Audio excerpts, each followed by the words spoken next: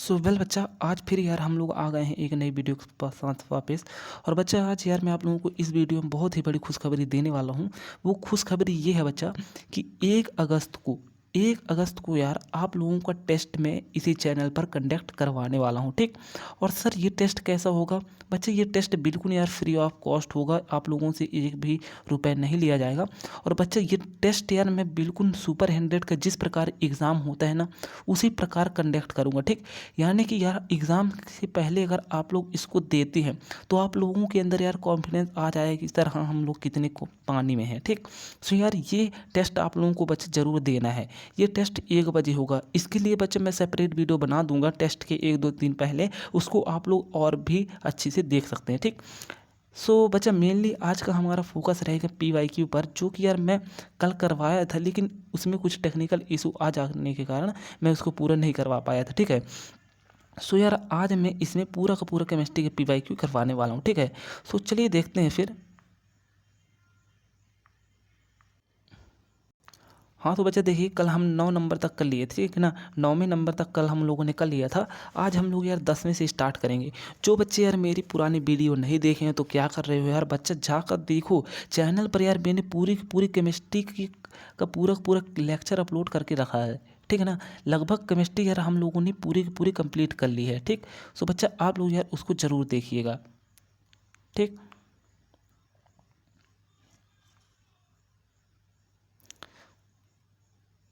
ठीक है। सो देखिए बच्चा, इसमें क्या बोला गया है आप लोगों से। फर्स्ट ऑफ ऑल यार इसमें आप लोगों को बोला गया है कि 22 भाग शुद्ध सोने में 2 भाग तांबा या चांदी मिलाया जाता है तो प्राप्त सोना होगा, ठीक। कितना? 24 कैरेट का, 23 कैरेट का, 22 कैरेट का, 21 कैरेट का। इससे पहले बच्चा आप लोग ये समझिए कि जो आप लोगों का 24 कैरेट का सोना होता है, ठीक। जो आप लोगों का बच्चा 24 कैरेट का जो आप लोगों का ये सोना होता है, ठीक। ये बच्चा 100% शुद्ध सोना होता है, ठीक। यानी कि ये पूरा का पूरा शुद्ध होता है, ठीक। फिर जो आप लोगों का 1 कैरेट सोना होता है बच्चा, 1 कैरेट सोने में यार 1/24 भाग होता है शुद्ध सोने का, ठीक। क्योंकि 24 कैरेट का आप लोगों का शुद्ध सोना होता है तो 1 कैरेट 1/24 भाग, ठीक। लेकिन अगर आप लोग 22 भाग लेते हैं, ठीक। देखिए इधर हम लोग देखिए कुल भाग हमारे पास कितने हो जाएंगे बच्चा, 22 भाग अपना ये हुआ, ठीक। 22 भाग ये हुआ और इसमें हम लोग 2 भाग और मिला देते हैं तो टोटल हमको मिल गया कितना भाग बचा, 24 भाग मिल गया है, ठीक। यानी कि हम लोग अगर कैरेट देखने की बात जाए तो ये तो हमारा पूरा हो गया, ठीक। ये 24 तो पूरा हो गया हमारा। और फिर जो हमारा कैरेट होगा बच्चा वो अपना शुद्ध सोना 22 कैरेट का ही रहेगा, क्योंकि हमने तो इसमें 2 भाग अतिरिक्त किसी और के मिलाए हैं, ठीक। लेकिन जो अपना शुद्ध सोना होगा वो 22 ही रहेगा। तो इसका राइट ऑप्शन कितना हो जाएगा बच्चा, 22 कैरेट, ठीक। बच्चा जो 22 कैरेट का, ये आप लोग एक बात नोट करके रख लीजिए कि जो 22 कैरेट का सोना होता है बच्चा, ठीक। इसका उपयोग बच्चा आभूषण बनाने में किया जाता है, ठीक। क्योंकि बच्चा अगर आप लोग इसमें कुछ मिलाते हैं ना तो उसमें क्या होता है, जैसे आप लोग 2 ग्राम चांदी या तो फिर तांबा मिला देते हैं तो ये क्या होता है, मजबूत भी हो जाता है, ठीक। जिस कारण से 22 ग्राम सोने का जो 22 कैरेट सोने का ज़्यादातर आभूषण बनाने में यूज़ किया जाता है, ठीक। सो बस यही हो गया इसका राइट ऑप्शन। चलिए अब देखते हैं नेक्स्ट में। अब देखिए आप लोगों से बच्चा इसमें क्या बोला गया है कि एक अभिकर्मक जो प्लेटिनियम को गलाने में समर्थ है, ये भी बच्चा 2024 में पूछा गया था आप लोगों से, वो क्या है। फर्स्ट ऑफ ऑल क्या बोला गया है कि वो नाइट्रिक अम्ल है, टार्टिक अम्ल है, एसिटिक अम्ल है या तो फिर एक्वा रेजिया है, ठीक। ये आप लोगों से पूछा गया है।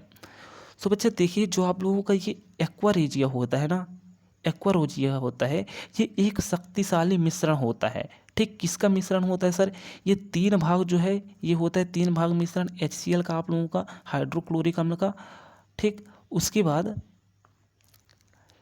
ठीक, और 1 भाग बच्चा ये होता है नाइट्रिक अम्ल का, यानी कि HNO3 का,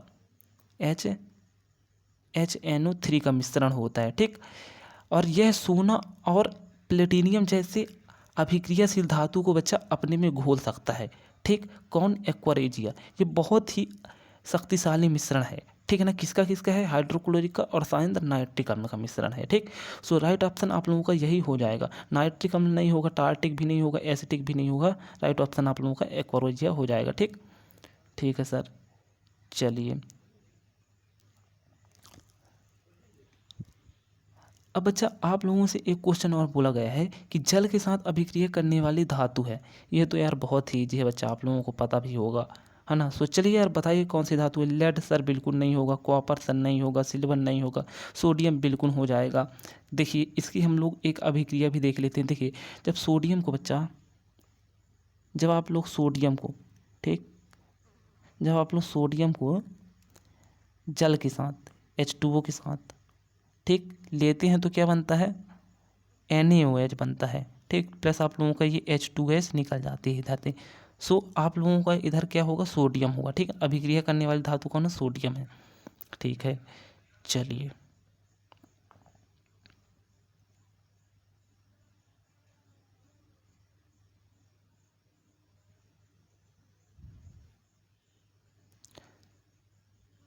सो बच्चा देखिए 13 नंबर क्वेश्चन में आप लोगों से क्या बोला गया है कि धातुओं की अभिक्रियाशीलता का सही क्रम क्या है।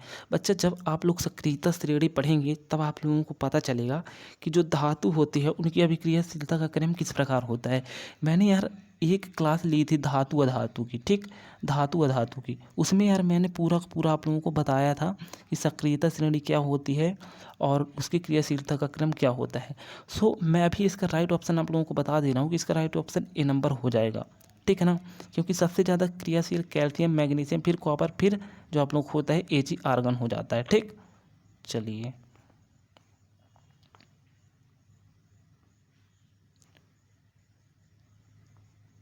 अब देखिए बच्चा इसमें क्या बोला गया है आप लोगों से कि आयनिक यौगिक आप लोगों से पूछा गया है कि आयनिक यौगिक कौन है। फर्स्ट ऑप्शन दिया हुआ है कार्बन डाइऑक्साइड, सेकेंड में मैग्नीशियम क्लोराइड, तीसरे में मीथेन या तो फिर चौथे में प्रोपेन, ठीक।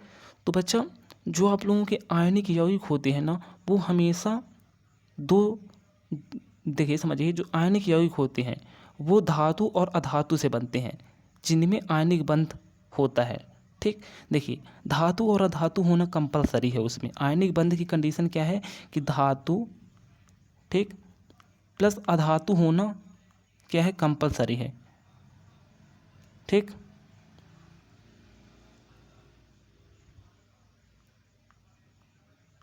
सो देखिए अब आप लोग यार सीधे जज कर सकते हैं किस में धातु है किस में अधातु है, ठीक। ये देख सकते हैं ये वाला ऑप्शन नहीं होगा, ये भी नहीं होगा, ये भी नहीं होगा। मैग्नीशियम क्या है बच्चा, आप लोगों की धातु हो जाती है और क्लोराइड आप लोगों की अधातु, तो ये आप लोगों का राइट ऑप्शन हो जाएगा, ठीक है। चलिए अब देखिए बच्चा इसमें क्या बोला गया है आप लोगों से कि स्वतंत्र अवस्था में पाई जाने वाली धातु है, ठीक। तो देखिए बच्चा स्वतंत्र अवस्था का मतलब है कि स्वतंत्र अवस्था का मतलब क्या होता है कि वह धातु प्राकृतिक में किसी न किसी अन्य तत्व से जुड़ी हुई पाई जाती है, ठीक। इसका मतलब है कि वो स्वतंत्र है, ठीक। सोना बहुत कम अभिक्रियाशील धातु होता है, इसीलिए यह जमीन में शुद्ध अवस्था में बिना किसी यौगिक में पाया जाता है, ठीक। इसलिए यार ये आप लोगों का राइट ऑप्शन इसका सोना ही हो जाएगा, क्योंकि ये बहुत ही क्या होता है बच्चा, कम अभिक्रियाशील होता है, ये किसी से अभिक्रिया नहीं करता। पोटेशियम भैया बहुत करता है, कैल्शियम भी करता है, सोडियम भी बहुत करता है, तो ये स्वतंत्र अवस्था में नहीं पाए जा सकते।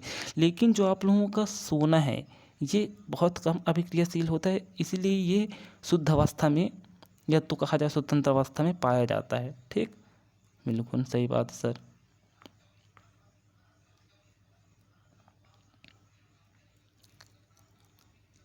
अब देखिए इसमें क्या है कि विस्थापन अभिक्रिया प्रदर्शित करने वाला युग्म है। ये यार बच्चा ये वाला क्वेश्चन यार हम लोगों ने कई बार सॉल्व किया है, ठीक। सो देखिए इसमें हम लोग सबसे पहले इसको डायरेक्ट सॉल्व करके देखेंगे, ठीक।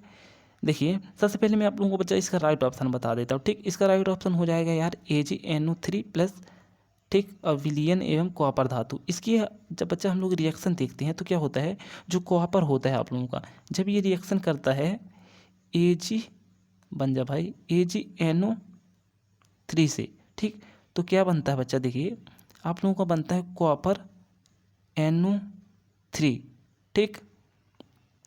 उसके बाद Ag आप लोगों का इधर निकल के आ जाता है। सो देख लीजिए ये संतुलित है कि नहीं है, बिल्कुल है सर, ये Ag हाँ ये संतुलित है, ठीक है।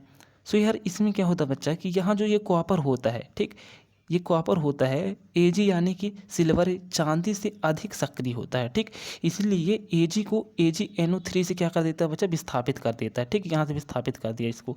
सो राइट ऑप्शन इसका हो जाएगा। और इनमें बच्चा आप लोग करके देख सकते हैं, किसी में नहीं होगा। ठीक, सो इसका राइट ऑप्शन क्या हो जाएगा बच्चा, इसका राइट ऑप्शन सर हो जाएगा ऑप्शन नंबर डी। ठीक है, चलिए। अरे भाई कहाँ जा रहा है, आजा। देखिए बच्चा, ये यार सीधे सीधे मैं बोलूँगा कि ये एनसीईआरटी का लिखित टॉपिक है। ठीक, आप लोगों को एनसीईआरटी में नोट करके लिखा हुआ उधर उधर आप लोगों को ये मिल जाएगा। इसमें क्या बोला गया है कि शुक्र ग्रह के, ठीक है सर, शुक्र ग्रह के वायुमंडल में पाए जाने वाला अम्ल कौन सा है सर। ठीक, ये आप लोगों को बताना है। तो देखिए बच्चा, जो शुक्र ग्रह का वायुमंडल होता है ना, वो बहुत गर्म और विषैला होता है। ठीक, इसमें मुख्य रूप से क्या पाई जाती है बच्चा, कार्बन डाइऑक्साइड पाई जाती है। क्या पाई जाती है, कार्बन डाइऑक्साइड। और गाढ़े, और बच्चा गाढ़े गाढ़े गाढ़े अरे लिखा जा भाई, गाढ़े रूप में H2SO4 के आप लोगों को क्या पाए जाते हैं, बादल पाए जाते हैं, बादल पाए जाते हैं। ठीक है ना। सल्फ्यूरिक अम्ल की उपस्थिति के कारण वहाँ बहुत तेज़ अम्लीय वर्षा भी होती है, ये भी इसका कारण है। सो इसका राइट ऑप्शन यार आप लोगों को क्या हो जाएगा, H2SO4 हो जाएगा। ठीक, ठीक है सर, क्योंकि H2SO4 के वहाँ बादल पाए जाते हैं, जिस कारण से क्या होती है, अम्ल वर्षा भी होती है। ठीक, और वायु बादल पाए जाते हैं तो वायुमंडल भी उसी प्रकार का होगा। ठीक है, ठीक है सर। अब देखिए बच्चा, आप लोगों से पूछा गया है कि साइट्रिक अम्ल का प्राकृतिक स्रोत आप लोगों से पूछा गया है, टमाटर, नींबू, इमली, चींटी का डंक। सो बच्चा ये यार, ये तो कोई भी बताने वाली बात ही नहीं है। ठीक, साइट्रिक अम्ल का जो प्राकृतिक स्रोत है वो क्या है सर, नींबू है। ठीक, इसका मैं आप लोगों को चलो सूत्र भी बता देता हूँ। क्या होगा इसका रासायनिक सूत्र, जो इसका रासायनिक सूत्र होगा बच्चा, अरे भैया, रासायनिक सूत्र जो इसका होगा बच्चा, वो होगा C6H8 और O7। ठीक, ये आप लोग नोट कर सकते हैं। चलिए,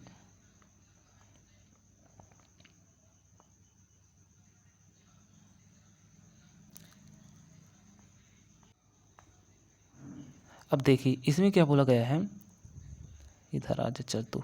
उदासीनीकरण अभिक्रिया है। उदासीनीकरण अभिक्रिया क्या होती है बच्चा, जिसमें अम्ल और क्षारक मिलते हैं और लवण और जल का निर्माण करते हैं, वही होती है उदासीनीकरण अभिक्रिया। ठीक है, तो राइट ऑप्शन ये हो जाएगा। इसमें क्या कुछ समझाने वाली बात नहीं है। ठीक, ये सब आप लोगों के एनसीईआरटी में रटे रटाए टॉपिक हैं आप लोगों के। अब देखिए, अब मेन बात तो अब आई ना कि मानव शरीर के पीएच की परास क्या होती है सर, ये भी पूछा गया था बच्चा। ठीक, आप लोगों से।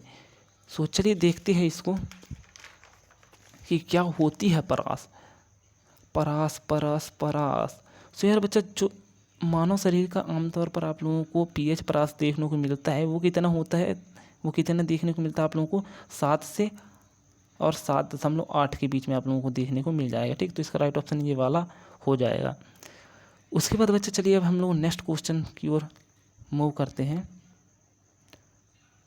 ठीक, इसमें क्या बोला गया है कि क्लोरो क्षार अभिक्रिया में क्लोरो का अर्थ क्या होता है, आप लोगों से ये पूछा गया है। देखिए बच्चा, जो क्लोरो क्षार की प्रक्रिया होती है ना, ये जो प्रक्रिया होती है एक विद्युत अपघटन प्रक्रिया है। ठीक, जिसमें आप लोगों का जो नमक होता है NaCl, क्या NaCl, जलीय घोल को विद्युत द्वारा अपघटित किया जाता है। ठीक, मतलब इसको जलीय रूप में अपघटित किया जाता है, जिससे आप लोगों के कुछ उत्पाद बनते हैं।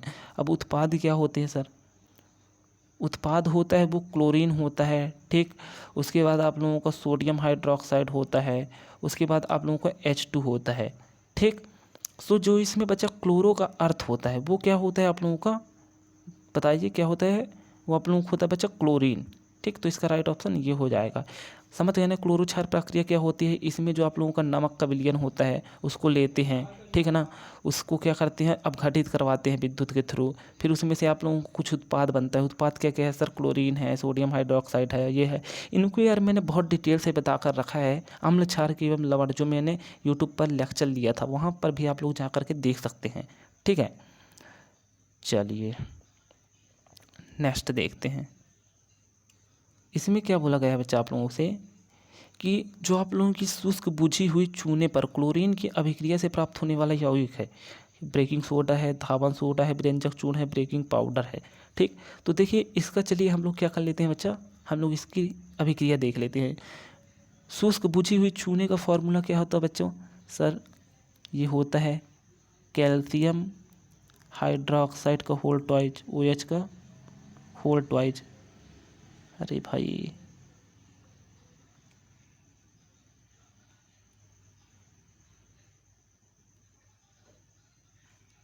दो मिनट बच्चे, 2 मिनट।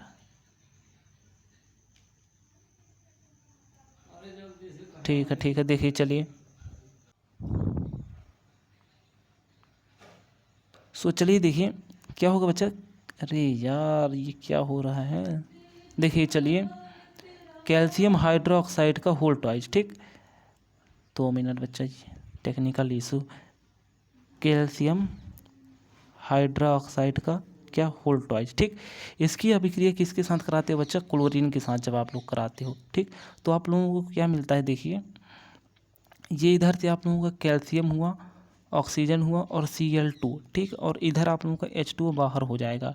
और बच्चा याद करो बच्चा कि ये फार्मूला किसका है?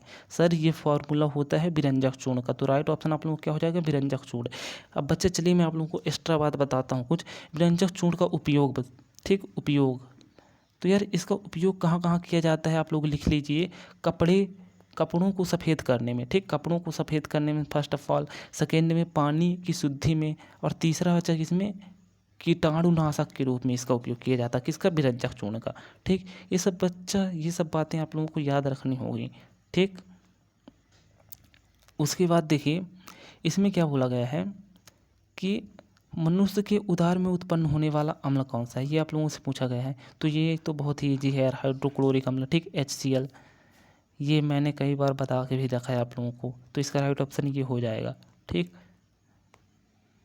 उसके बाद आप लोगों से क्या बोला गया है बच्चा कि कोई अम्ल नीले लिटमस को लाल कर देता है, इसका pH मान क्या होगा? समझिए, देखिए क्या बोला है, कोई विलयन नीले लिटमस को लाल कर देता है। बच्चा एक ट्रिक है जो मैंने आप लोगों को पहले ही बताई है, क्या? सबसे पहले तो अनिल, ठीक। उसके बाद एक और है छलनी। क्या? छलनी। देखिए इसमें अम्ल जो होगा बच्चा वो नीले लिटमस को क्या कर देगा? लाल कर देगा। और इसमें क्षार जो होगा वो लाल लिटमस को नीला कर देगा, ठीक। और क्वेश्चन में क्या बोला है? कोई विलयन नीले लिटमस को लाल कर देता है, यानी कि अम्ल ही है वो विलयन जो नीले लिटमस को लाल कर देता है। और बच्चा एक बात आप लोग और याद रखिए कि जो आप लोगों का ये pH परास होता है, इसमें 1 से लेकर के 7 और 7 से लेकर के 14, ये जो 1 से 7 के बीच का जो परास होता है ये कहलाता है अम्ल, इधर अम्ल होता है, ठीक। और इधर जो 7 से 14 होता है ये क्या होता है बच्चा? आप लोगों का क्षार होता है, ठीक। अब समझिए आप लोग कि ये तो जो कोई विलयन है जो नीले लिटमस को लाल कर देता है वो होगा अम्ल। और अम्ल का परास जो होता है वो होता है 7 से कम। तो इसका आंसर वही होगा जो 7 से कम होगा। तो 7 से कम कौन है सर? 4। तो इसका राइट ऑप्शन ये हो जाएगा, ठीक है। चलिए अब देखते हैं। यार बहुत ट्रिकी क्वेश्चन आते हैं बच्चे, ज़्यादा अगर आप लोगों को कॉन्सेप्ट आता है तो आप ऐसे इनको सॉल्व कर सकते हो, ठीक। अब देखिए इसमें क्या बोला गया है, चलिए देखिए इसमें क्या बोला है, मैग्नीशियम ऑक्साइड प्राप्त होता है, किससे प्राप्त होता है? फर्स्ट ऑफ ऑल आप लोगों से बोला गया है कि नाइट्रोजन की उपस्थिति में मैग्नीशियम रिवन के दहन से, जो कि नहीं हो सकता। हीलियम की उपस्थिति में मैग्नीशियम रिवन के दहन से। तीसरे में बोला गया है क्लोरीन की उपस्थिति में मैग्नीशियम रिवन के दहन से। और फिर चौथे में बोला गया है कि ऑक्सीजन की उपस्थिति में मैग्नीशियम रिवन के दहन से। देखिए चलिए अब हम लोग बच्चे इन सब का एक बार समझते हैं कॉन्सेप्ट है, ठीक। नाइट्रोजन की उपस्थिति में अगर आप लोग मैग्नीशियम का दहन करते हैं तो क्या होगा? कुछ भी नहीं होगा सर। हीलियम की उपस्थिति में अगर आप लोग कर दिए, He की उपस्थिति में अगर इसकी रिएक्शन करवाते हैं तब भी कुछ नहीं होगा। क्लोरीन की उपस्थिति में करवाते हैं, यहाँ आप लोग क्लोरीन लेते हैं प्लस मैग्नीशियम लेते हैं, तो ये क्या होगा? इसमें भी कुछ नहीं होगा, मैग्नीशियम क्लोराइड ये बन जाएगा, ठीक। क्या बन जाएगा? मैग्नीशियम क्लोराइड बन जाएगा। इधर हीलियम मैग्नीशियम ये तो कोई वो ही नहीं है। फिर मैग्नीशियम नाइट्रोजन ये भी कुछ नहीं बन रहा। अब देखिए अगर आप लोग बच्चा मैग्नीशियम लेते हैं, ठीक, प्लस ऑक्सीजन लेते हैं, इसकी रिएक्शन कराते हैं तो आप लोगों को क्या मिल जाएगा? मैग्नीशियम ऑक्साइड मिल जाएगा, ठीक। इसको रिएक्शन को भी अगर आप लोग बैलेंस करना चाहते हैं तो कर लीजिए, इधर 2 लगाइए फिर इधर 2 लगेगा, इधर भी 2 लग जाएगा, ये आप लोगों की रिएक्शन बैलेंस हो गई। तो आप लोगों को क्या होगा, मैग्नीशियम, और अगर आप लोग ऑक्सीजन का दहन करते हैं तो आप लोगों को क्या मिलेगा, मैग्नीशियम ऑक्साइड मिलेगा। ठीक, तो राइट ऑप्शन डी नंबर हो जाएगा। ठीक है, चलिए अब इसमें आप लोगों से बच्चा क्या बोला गया है कि संतुलित समीकरण है। कौन सा समीकरण ऐसा है जो कि संतुलित है? तो देखिए इधर, अब देखिए समझते हैं। फर्स्ट ऑप्शन में क्या है, इधर F कितनी है, F की अणु 3 है, इधर है क्या, बिल्कुल है सर। उसके बाद क्या है कि इधर ऑक्सीजन के अणु कितने हैं बच्चा, 4, और इधर हाइड्रोजन की इधर कितने हैं, 4 हैं। ठीक, और इधर 2 था, तो 4 दूनी 8। क्या इधर भी 8 हैं हाइड्रोजन के? नहीं है सर, 6 है, तो ये बिल्कुल नहीं होगा। उसके बाद देखिए F इधर 3 है। ठीक, Fe इधर 3 है, इधर क्या है, बिल्कुल है सर। उसके बाद 4 दूनी 8, इधर हाइड्रोजन है, इधर है क्या, 4 दूनी 8, बिल्कुल है सर। ऑक्सीजन इधर 4 है, इधर है क्या सर, ऑक्सीजन 4, तो बिल्कुल है सर, ये वाला हो सकता है। ठीक, हो सकता है। आगे नेक्स्ट चेक करते हैं, इधर Fe3 है, इधर है, बिल्कुल है सर। इधर 4 O दिए हुए हैं, ऑक्सीजन 4 हैं, क्या इधर है, इधर है सर, बिल्कुल है। ठीक, उसके बाद बच्चा क्या बोला गया है इधर आप लोगों को कि हाइड्रोजन इधर 8 है, इधर है क्या, बिल्कुल है। लेकिन सर ये एक ऑक्सीजन इसमें क्या बच रहा है, एक्स्ट्रा, तो ये नहीं हो सकता। उसके बाद डी में क्या बोला गया है, Fe3 है, 3 Fe है, इधर है क्या, बिल्कुल है। इधर 4 दूनी 8 H है, इधर है क्या, 3 दूनी 6, नहीं है सर, तो ये नहीं होगा। तो इसका राइट ऑप्शन बच्चा आप लोगों को क्या हो जाएगा, बी नंबर हो जाएगा। ठीक है, चलिए। सो यार हम लोग बिल्कुल कॉन्सेप्ट को लेकर चलेंगे बच्चा। आप लोग ऐसे बिल्कुल मत समझिएगा कि हम लोग हवाई में पढ़ेंगे। और बच्चा कुछ ऐसे पार्ट होते हैं यार जो समझाने लायक नहीं होते हैं, थ्योरेटिकल होते हैं, तो उनका मैं आप लोगों को सिर्फ और सिर्फ डायरेक्ट आंसर बताऊंगा। ठीक, सो देखिए इसमें जैसे बोला गया है कि एक कचयन नली में 2 ग्राम लेड नाइट्रेट का चूर्ण लिया, अब इसे चिमटे से पकड़कर ज्वाला पर गर्म किया, निकलने वाले धुएं भूरे रंग का धुआं होगा। सो बच्चा ये यार जो होता है ये भी आप लोगों का एक थ्योरेटिकल पार्ट है। इसका राइट ऑप्शन चलिए मैं आप लोगों को बता देता हूँ, नाइट्रोजन डाइऑक्साइड होता है। ठीक, चलिए नेक्स्ट की ओर मूव करते हैं। इसमें क्या है कि FeSO4 और FeSO4 प्लस Cu उपरोक्त अभिक्रिया है। देखिए बच्चा इसमें क्या होता है कि जो Fe है वो अत्यंत क्रियाशील है, तो ये क्या करता है कि FeSO4 के विलयन में से कॉपर को क्या कर देता है, विस्थापित कर देता है, और कॉपर की जगह स्वयं उसका स्थान ले लेता है। तो ऐसी अभिक्रिया कौन सी होती है, आप लोगों को ये बताना है कि ऐसी कौन सी अभिक्रिया है जिसमें से क्या होता है कि एक अत्यधिक क्रियाशील जो है आप लोगों का तत्व दूसरे अभिक्रियाशील विलयन में से तत्व को विस्थापित कर देता है। वो अभिक्रिया कौन सी होती है बच्चा, विस्थापन अभिक्रिया होती है। ठीक, तो इसका राइट ऑप्शन ये हो जाएगा। अब देखिए 29 में आप लोगों से क्या बोला गया है कि लोहे चूर्ण पर तनु हाइड्रोक्लोरिक अम्ल मिलाने पर बनता है। लोहे का चूर्ण, मान लीजिए लोहे का चूर्ण Fe प्लस HCl हाइड्रोक्लोरिक अम्ल, अब क्या बनेगा देखिए आप लोग समझिए खुद इसको। सो लोहे के चूर्ण पर जब आप लोग तनु हाइड्रोक्लोरिक अम्ल मिलाते हैं तो क्या बनता है, तो देखिए इसको सबसे पहले तो अगर आप लोग बैलेंस करना चाहते हैं तो करिए, नहीं करना चाहते तो मत करिए। ठीक, अभी हम लोग नहीं करते हैं। देखिए इधर विस्थापन अभिक्रिया हो गई बच्चा, और ये HCl के विलयन में से क्या करेगा, H को विस्थापित कर देगा। ठीक, तो ये FeCl बना लेंगे। ठीक, और इधर से ये हाइड्रोजन अलग हो जाएगी, यानी कि इधर हमारा बनेगा आयरन क्लोराइड और हाइड्रोजन गैस। तो देख लीजिए आयरन क्लोराइड कहाँ है सर, यहाँ है, हाइड्रोजन है, हाँ, तो बिल्कुल सर ए नंबर राइट ऑप्शन हो जाएगा। ठीक, ये सब गलत हो जाएंगे। ठीक है सर, अब देखिए इसमें क्या है कि वह अभिक्रिया जिसमें ऊष्मा का अवशोषण होता है वह अभिक्रिया कौन सी होती है। ठीक, ये आप लोगों को बताना है। सो यार ऊष्मा का क्या हो रहा है, इधर अवशोषण हो रहा है। ठीक, तो क्या होगा बताइए जल्दी आप लोग। सो अवशोषण हो रहा है सर, तो इसमें होगा ऊष्मा शोषी। ठीक, और अगर अवशोषण नहीं होता मतलब ऊष्मा आती तो उसमें क्या होता, ऊष्मा क्षेपी, तो इसका राइट ऑप्शन ऊष्मा शोषी हो जाएगा। ठीक, सो ठीक है, चलिए तो बस आज के लिए इतना ही बच्चा। हम लोगों ने पूरे के पूरे यार 30 क्वेश्चन कंप्लीट कर लिए हैं बच्चा। बस अब हम लोग इतना ही करते हैं। ठीक है, ठीक है बच्चा। सो अब यार हम लोग जो नेक्स्ट क्वेश्चन करेंगे बच्चा वो होगा किसका सर, फिजिक्स का होगा। ठीक, हम लोग यार उसमें पूरा का पूरा फिजिक्स का जितने भी 2024 में आए हुए PYQ हैं उनको करेंगे। और यार हम लोग जल्द ही बायोलॉजी का भी करने की कोशिश करेंगे। ठीक है, और मैथ हम लोग सब करेंगे यार बच्चा, बस आप लोगों को डेडिकेशन और डिसिप्लिन के साथ पढ़ाई करती रहनी है।